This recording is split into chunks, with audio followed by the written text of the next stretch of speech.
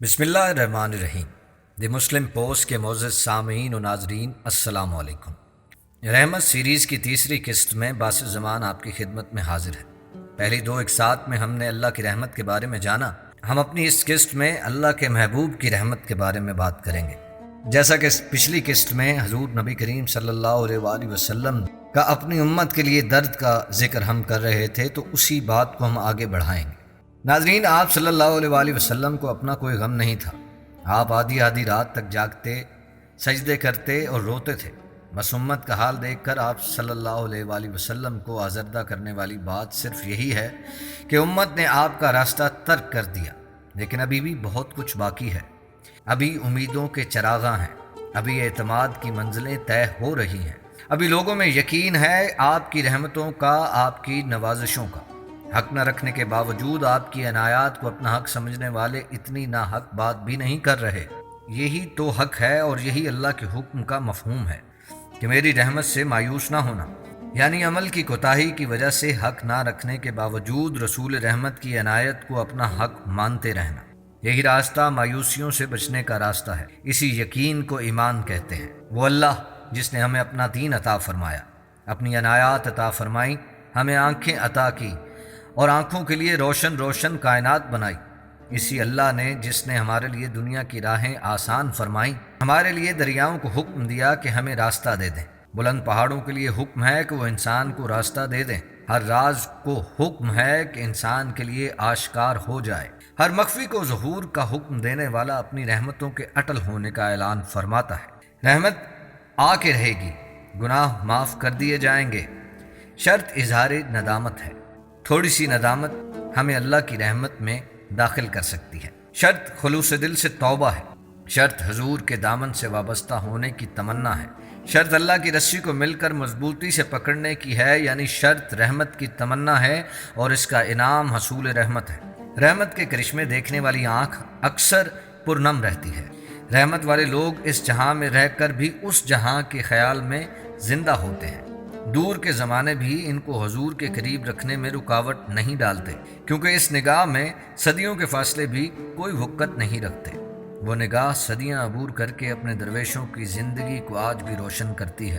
آپ صلی اللہ علیہ وسلم آج بھی قریب کرتے ہیں اور قریب ہوتے ہیں۔ یہی رحمت کا کرشمہ ہے کہ اس میں نہ ماضی دور ہوتا ہے، نہ مستقبل بعید ہوتا ہے۔ اس میں فاصلے سمٹ جاتے ہیں، فاصلے تاریخ کے ہوں یا جغرافیے کے، اس میں کچھ اہمیت نہیں رکھتے۔ آج رجوع کرنے والا پرانے جلوے کو حاضر پاتا ہے، گزرے زمانے کے جلووں کو پکارنے والا مایوس نہیں کیا جاتا، کیونکہ جلوے گزرتے نہیں۔ سورج میں روشنی قائم ہے، چاند میں نور باقی ہے، آسمانوں کی گردش برقرار ہے۔ یہ کیسے ہو سکتا ہے کہ کائنات کے لیے رحمت کا سبب ماضی بن جائے؟ یہ ناممکن ہے۔ کائنات حاضر، رحمت حاضر، کائنات موجود، رحمت موجود ہے، بلکہ یہاں تک کہ کائنات نہ موجود ہو، رحمت تب بھی موجود رہتی ہے، کیونکہ رحمت دراصل حی و قیوم کی صفت ہے اور اس صفت سے حضور کو متصف کیا گیا۔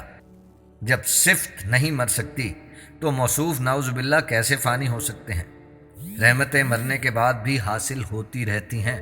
ہم دعا کرتے ہیں کہ اللہ ہمارے ماں باپ پر رحم فرما، ہماری اولادوں پر فضل کر، اور اگر ماں باپ یا اولاد رخصت ہو چکے ہیں تب بھی دعا کے حوالے سے ان پر رحمت ہو سکتی ہے۔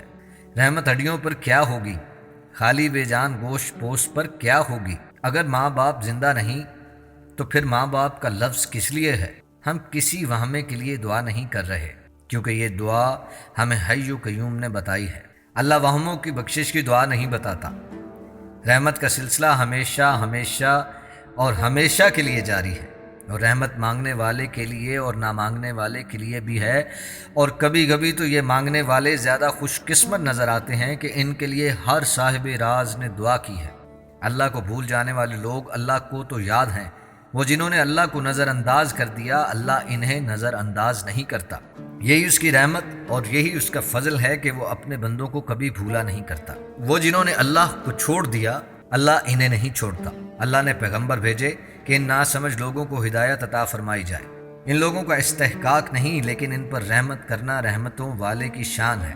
وہ اتنی بڑی رات کے اندر روشنی کا چراغ جلاتا ہے، وہ کفر کے اندھیروں میں ایمان کے نور کا جلوہ دکھاتا ہے، رحمت حق اس شخص کی تلاش میں رہتی ہے جس کی آنکھ پرنم رہتی ہے۔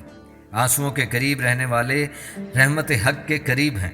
انسان کی زبوں حالی پر ترس کھانے والے رحمت حق کے اندر ہیں۔ رحمت کرنے والے دراصل رحمت حاصل کرنے والے ہیں۔ انسان کے قریب رہنے والے خدا کے قریب ہیں، اور خدا کے قریب رہنے والے محمد مصطفیٰ کے قریب ہیں، اور یہ قرب رحمت ہے۔ رسول رحمت کی ہر بات کا حصول رحمت کا ذریعہ ہے۔ آپ صلی اللہ علیہ وآلہ وسلم نے کسی سے بھی انتقام نہیں لیا۔ غلاموں کو ایک دن میں 70 مرتبہ معاف کرنے کا حکم بھی آپ نے ہی فرمایا۔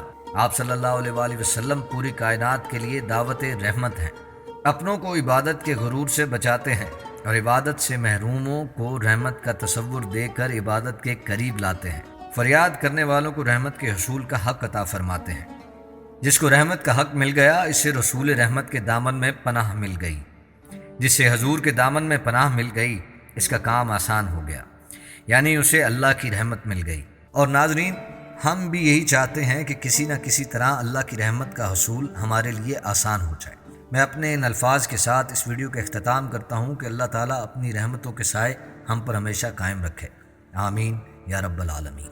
اگر آپ کو ہماری یہ ویڈیو اچھی لگی ہے تو ہمارے چینل کو ضرور سبسکرائب کیجئے، اور ساتھ میں موجود بیل کے آئیکن کو ضرور دبائیے تاکہ آنے والی انفارمیٹیو اور اسلامک ویڈیوز آپ تک بر وقت پہنچتی رہیں۔